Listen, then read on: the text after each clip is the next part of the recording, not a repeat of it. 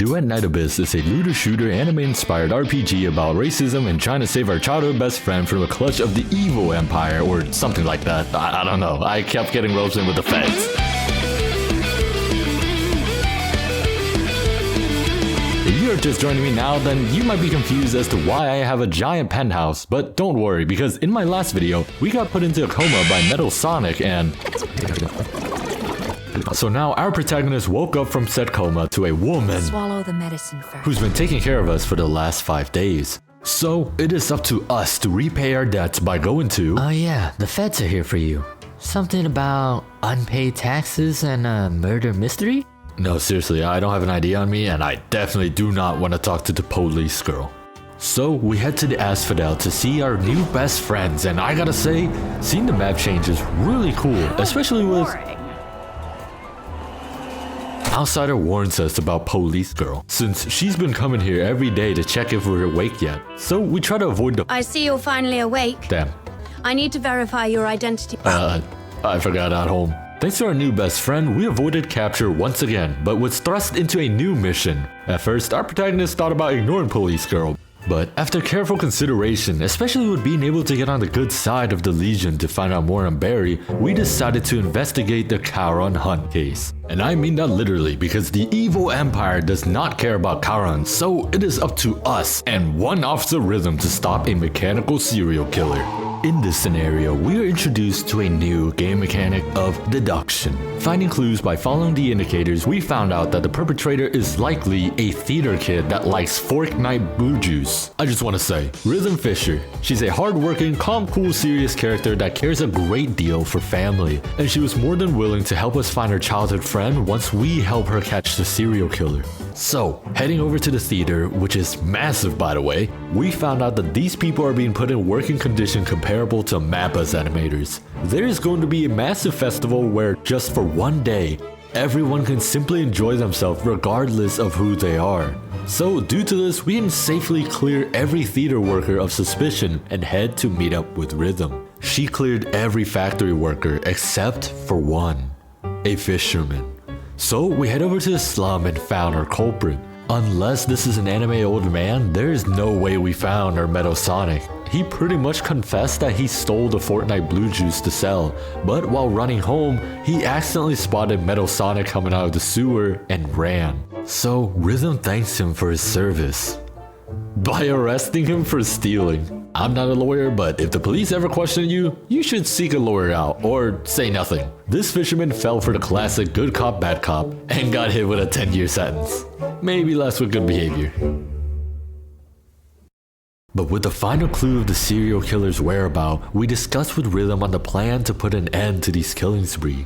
Unfortunately, the Legion still does not care to send a team until we find the exact location of the serial killer. Like, do you not know your own sewer lines? I thought that they could just pull out their schematics and find the most livable spot, but since they didn't want to do that, Rhythm decided to go by herself and handed us her will to give to her brother. Let him know he doesn't have to wait for his sister anymore. Yeah, there's no way I'm letting another character I like die. So I'm not even giving her a chance to decline her help, and we embark on our journey to get revenge on the serial killer once and for all. But before we continue, ya boy got his first sponsor. Do you know what I love more than money? That's right, a safe place to spend it. Which is why if you're looking for a place to buy accounts, currency, or items, then you should check out Eldorado.gg. Worried about scammers? Eldorado pride themselves on security by verifying all of their sellers, having 24/7 protection and customer service, and most important of all, a free account warranty.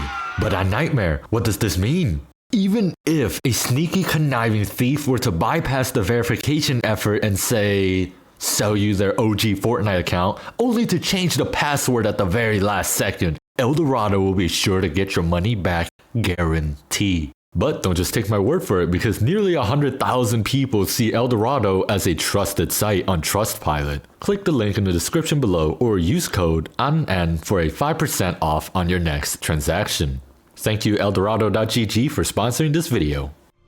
Delving into the sewers, we found out that the infrastructure is even bigger than the slums for the Chaurons, proving to me that they cannot simply just pull out a map layout for the sewer lines, because according to Rhythm, the sewer is a labyrinth on its own, built by the Empire for some kind of purpose. Jumping down to the center of the boss arena, we are met with Metal Sonic. The dialogue shows that our enemy is not a Filthoid, and we attempt to capture him. But I might be over leveled for this fight and ended up not seeing any of the moveset. Distracting the furry, we allowed Rhythm to land a critical blow. Then a second Metal Sonic arrives and attacked us.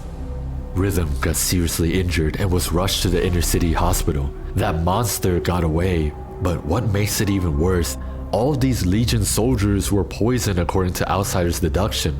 These aren't made by the monster, but a third party. This situation was messy before, but now, things have gotten even more complicated, beyond what we originally signed up for. So we exit the sewers and head to the inner city to check up on Rhythm. Rhythm is okay. It's hard to tell, but apparently she's supposed to be in a horrible state right now. This part of the story just reaffirms why I like Rhythm so much. We get to see her backstory and found out that her and her brother has been brainwashed by the Empire to believe that they must pay for their sins of their forefathers. As children, they were forced to work in factories, but they both dreamed of becoming loyal Chaurons so that they can live a comfortable life. Her brother, Blues, was the brighter one and was closest to their dream. But Rhythm, she had to climb the ranks slowly and recognize that she might not make it like he will. The two look up at the tall beacon. Every day, they are one step closer to living a comfortable life. I'll be in the inner city waiting for you. I'll save every coin so we can finally live the good life. Blues. Oh, don't cry. It's okay, really. 3 years will fly by before you know it. And hey, maybe you'll get lucky and become a laureled Chauron next year. Then we'll climb to the top of the city walls together and show everyone in Ice Lake just how amazing we are.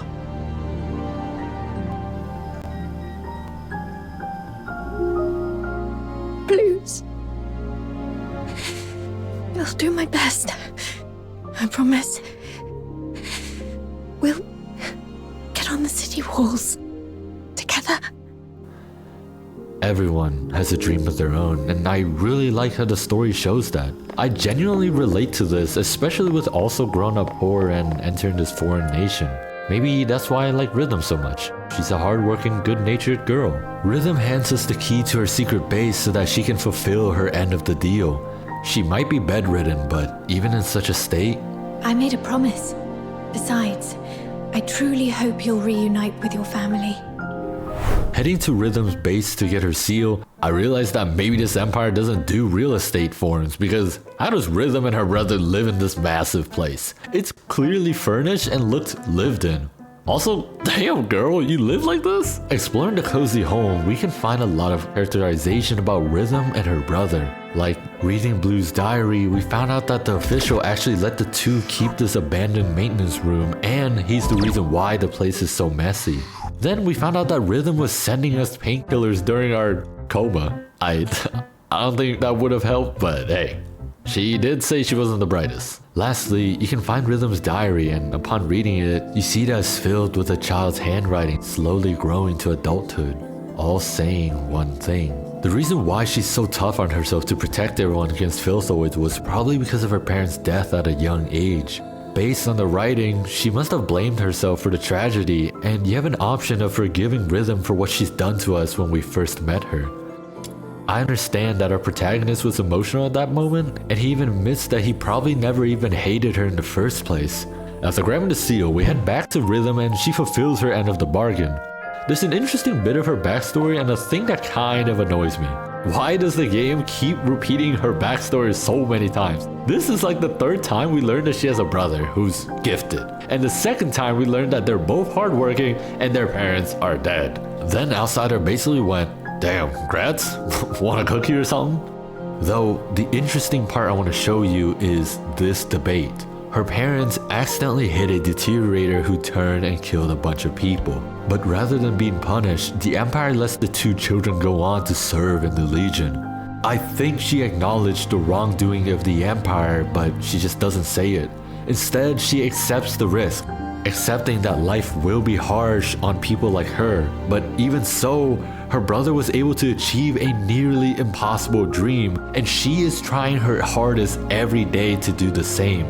However, on the other side, I believe that outsider sees Rhythm to be too accepting of her environment. He hates the system and is forced to adapt to its cruelty as well, but he is someone who deliberately go against it rather than try to climb the ladder. They're both incredibly similar characters that cares but goes about it in a different way.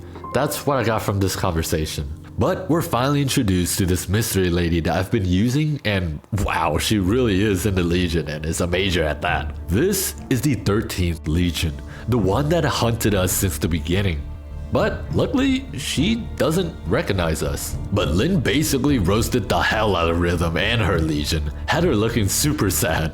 Apparently, the armored furry made it into the inner city and killed some nobles, leading to the 13th Legion arrival and our somewhat coerced involvement. For the next few days, we are basically doing chores for the 13th Legion, and Rhythm is really just like me because I cannot understand sarcasm. Oh, and I forgot to talk about this in the last video, but fishing. One of my favorite mechanics in a video game is the fishing mechanic. Now, when I heard this game adopted a lot of design's philosophy from Warframe, I was praying that they bring over the fishing spear. So imagine my reaction when the fishing game was this.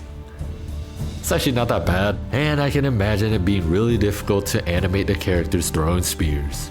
Anyways, I hit level 45, but you're not here for that. What you're here for is the next step in hunting down the serial killer. And like I said in my last video, these guys are borderline useless. They set up perimeters to close down on the escape path, but only sent us in to hunt down the 2 monsters. Then after opening up the gate to where they're hiding, we discovered this.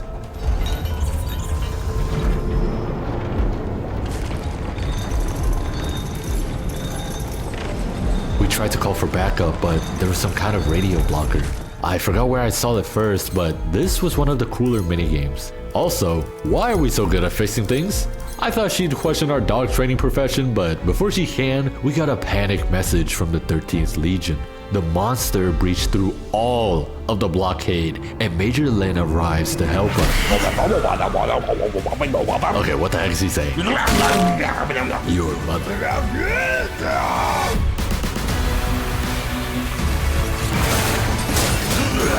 Chào mọi người, AnhNightmare here, and this is my OC, Sonic the Hedgehog. In this fight against question mark, we must beat the teenage angst out of him using various techniques such as running into him because they gave Rhythm an ODM gear. But after getting past his simple 3-hit clawing attack, you'll soon realize that his health is still lower than the average lifespan of a Cambodian in 1977. Yes, I am a fan too. Before I thought we were fighting Metal Sonic, but after shocking his nervous system enough times, I quickly found out that we are fighting against Broly, specifically from the Super Universe. Unfortunately, I have been spoiled on this fight because of the theater mode, but this is easily one of the coolest boss fights in all of Duet Night Abyss.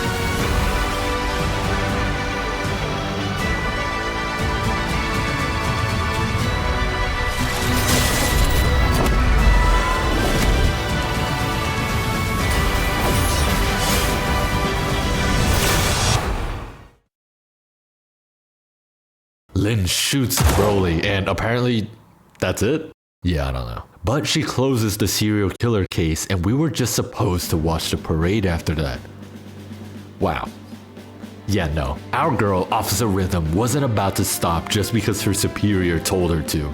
She then trauma dumps on us again, but this time we learned that it was actually her fault that the deteriorator stayed in her house. That's why she blamed herself and why she's going to continue the case. We are not going to let her die, and so once again, we teamed up and head out to solve the final mystery. Who is the killer? The final clue was the song we heard before getting knocked out by the killer. I don't know why the game expects us to remember, especially since we went through a whole other story before this, but we messed around with her radio and her brother's mixtape. Ah, my ears! Yeah, I don't know what star it is. But thanks to plot reasons, Rhythm was singing the exact song we needed. Now get this, the song is an incredibly popular piece. Nearly everyone knows about it, but the one she sung was a remix made by her brother. She then tells us more about her sad backstory, about how she once saved up enough money for the both of them to go see the play, but was kicked out because someone thought they stole the money. So while she was crying, her brother played the song for her because he memorized it. Yeah, her brother's the furry. They tried to redirect us away, but even I figured it out. So right as we were about to come up with a plan, guess who showed up? Question mark, question mark, question mark. For some reason, he made us have to go all the way around to meet him. But it doesn't matter. We beat him up once more, and he truly reveals himself to be Blues. He now hates the Legion and told her the cold, hard truth about becoming a Laurel Charon for the 6th Legion. He was experimented on, getting the Metal Gear Raiden experience. The aim of the alchemist was to turn Charons into super soldiers. Day after day, he was forced to fight, and you can even notice this subtle change from the alchemist girl. At first, she was hesitant and tried to be more gentle, but as time goes on, we saw her become the same ruthless conductor just like her mentor. Blue eventually found another just like him, Subject 36, the Pink Metal Broly. Blue was depressed and pretty much gave up, but not Pink. Pink kept on encouraging Blue, dreaming of one day performing on the stage and sing. He promised that they'll escape one day. At first, Blue didn't want to hear any of it, but in Pink's desire to remain human, Blue began to find his own. He wants to get his instrument back and play music on a stage. So, Pink told him that once they get out, they'll make their own opera stage, invite everyone they know, then perform a wonderful show that will shock them all. Perhaps thinking that this must be another delusion. But that dream wasn't too far off anymore. They begin to realize their body's resilient. The suppressant being used by the alchemists were weakening. Is it the will to remain human or the mutation surviving? It didn't matter the philosophy, because today was the final experiment. A battle between the two super soldiers to see which of whom is the ultimate specimen. The decision to put the two together made no sense to me, but in the alchemist's arrogance came the promise they made together. Today is the day. What's the point of making promises you can't keep?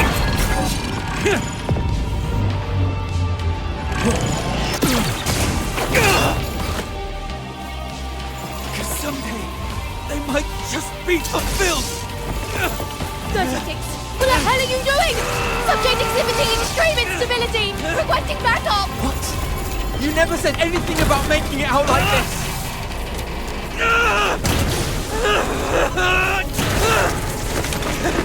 I never go back on my word! It's open.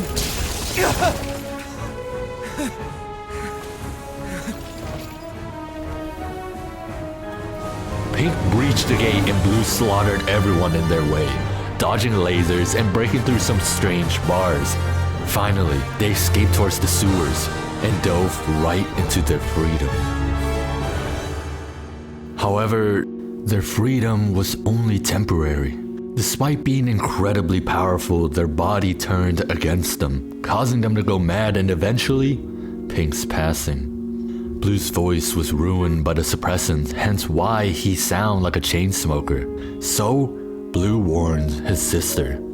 The Laurel Charon title was only a bait to pull in strong subject. He wants his sister to find a safe, quiet place away from all of this violence, away from the Legion. But she did not want to go. Not without him. Blue couldn't follow. He had one more thing to do. The Forsaken. 5 days before today, the Forsaken member visited to recruit the two. It was supposed to be a day of celebration, one that entails the gathering of your family dressing up like Halloween. And wow, that's actually impressive. Everybody complimented Blues, thinking he's just a cosplayer. But Blues head to the very back of the stage, a meeting with a Forsaken member. Necessary. The 13th Legion is gone. Yes, it can be finished now.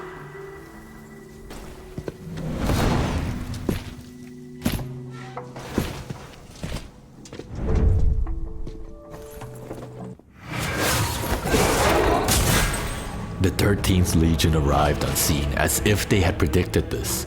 The civilian watched in the background as if we were just in a play. I was getting worried that we'd have another lost family member, that this would be a repeat of the 2 story before us, but blues prevailed. The Legion stood no chance against the super soldiers the alchemist created, even when he was surrounded, outnumbered in thousands to 1, even with the impending arrival of Major Lin and her forces. He...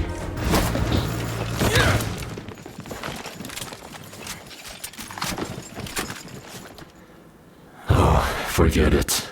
He's done his job and ridden the Forsaken. This is a satisfying end to the scene. Is this thing on? Hello? What? Who is that?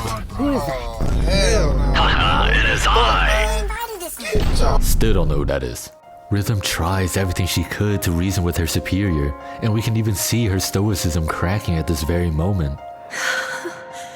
Her superior gave her one more chance. She knows what would happen if she doesn't stand down. This is beyond just a reprimanding, but a treason against the Empire itself. I've always been a slow thinker. Never good at understanding complicated ideas. But there's one thing I know for sure. If loyalty to Hyperborea, to His Majesty, means trampling the place where I was born and raised, betraying those who've helped me, and turning my back on my loved ones, then from this very moment on, Rhythm Fisher is no longer a loyal soldier of Hyperborea. Solidifying her stance with her family, she went against the very empire she worked so hard for, meaning this time she's being marked for execution on sight. But Blue refuses. All of us refused to let the 2 siblings fight on their own, so we joined in, destroying the Legion army and actually killing them. No, seriously, we just ran a 4v100 and came out unscathed. I told you guys these guys are bums. Blue asked how we found him, to which our protagonist explained that he deciphered that the bullet Lin shot at Blue was actually a tracker. The send-off ceremony earlier was to pretend that the Legion is gone. Then, all of this was done just to draw out the Forsaken that have ratted their way into Hyperborea. To put it into simpler terms, they're killing 2 birds with 1 stone. With the impending doom of Major Lin's arrival, we had no choice other than to stand ready, because there was no way to explain the bodies on the ground. However, Rhythm wanted to try talking once more, to try and explain things. Blues, leave. Get far away from here. Head north, beyond the Vidofnia Mountains, beyond Hyperborea's reach. Alright, but can you do me a favor? No matter what happens, be brave and live on. Now here's some brotherly love for you.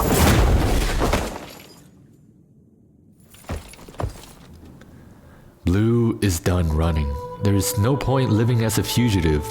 We tried to argue with him that there will always be a way so long as you keep pushing forward. But this isn't just a simple desire to survive. After all, his dream was to perform, not to survive as the deformed. He also knows his sister will probably try to sacrifice herself again if he was to live. Our protagonist figured out that Blue isn't actually who he said he was. It turns out the person we've been helping was Pink all along.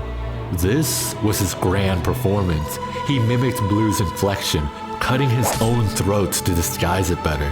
Which means that in the original story, the characters were swapped out. It was Pink who had given up, and Blue who desired to escape and remain human.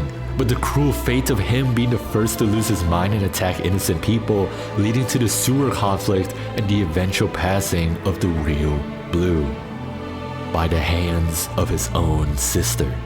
The truth would have devastated Rhythm, and so he gave us a commission.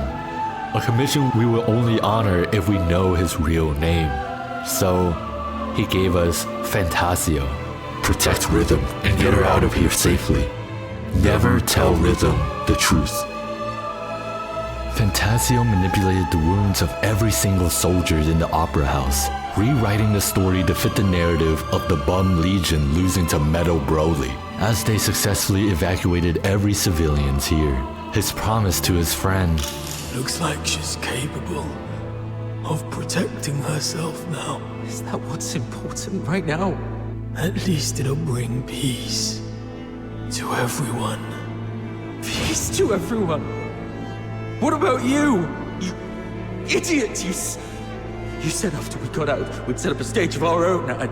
I'd teach you how to perform and we'd invite everyone we know to watch our show. Sorry. Looks like I won't be able to keep that promise. No. Oh, what about your sister? Don't ever let her know that I died by her hand. Please. Promise me. Their first performance together. The promise now fulfilled. Lynn arrives and told him he was just a footnote to their scheme of catching the Forsakens, so she raises her gun and prepared the quick execution. Once upon a time, in a frosted castle in the snowfield, a slumbering frost fairy was awakened by the laughter of two children. Though the children lit a fire, its flames could not thaw the icy core of the fairy's heart. Day after day, through snowstorms and biting winds, the children came to the castle to play with the fairy. They laughed, sang, and danced. Slowly, the fairy grew accustomed to their company. Look there, they smile so bright, and it lights up my night. How I wish I had mine. It's been cold for a lifetime. How I wish I could feel the warmth inside. One day, the claws of savage beasts reached into the snowfield. The once pristine land and sky were drowned in crimson. Bound by a promise made to the boy, the fairy left his castle. I promised I would find your family in the valley below and keep her safe. Flames of war, raging day by day. Mountains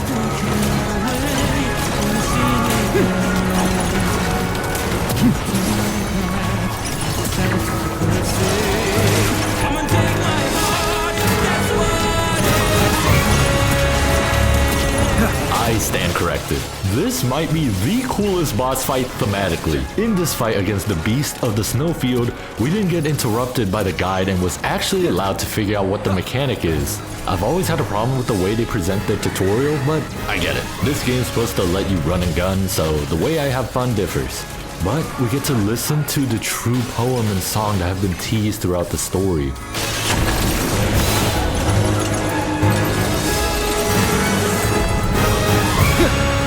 The tiny fairy flew towards the monstrous creatures, only for its delicate limbs to snap beneath their might. The fairy's frozen heart pulsed for the first time, beating, screaming its own destiny.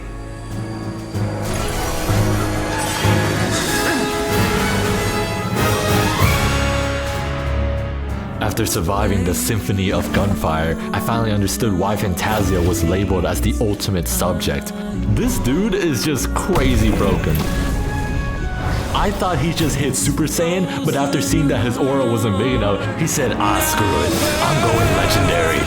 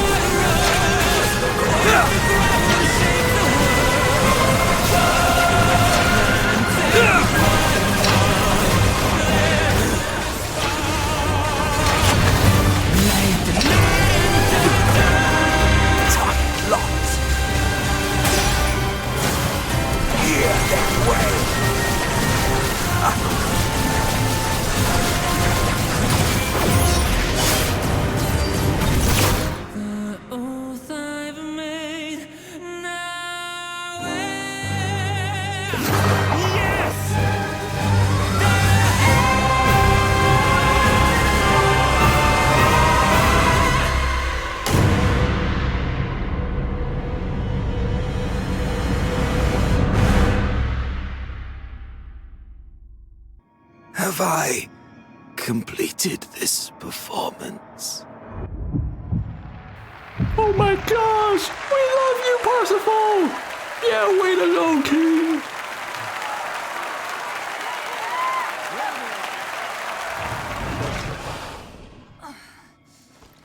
All units, ready your arms! Fire! I truly am the greatest performer.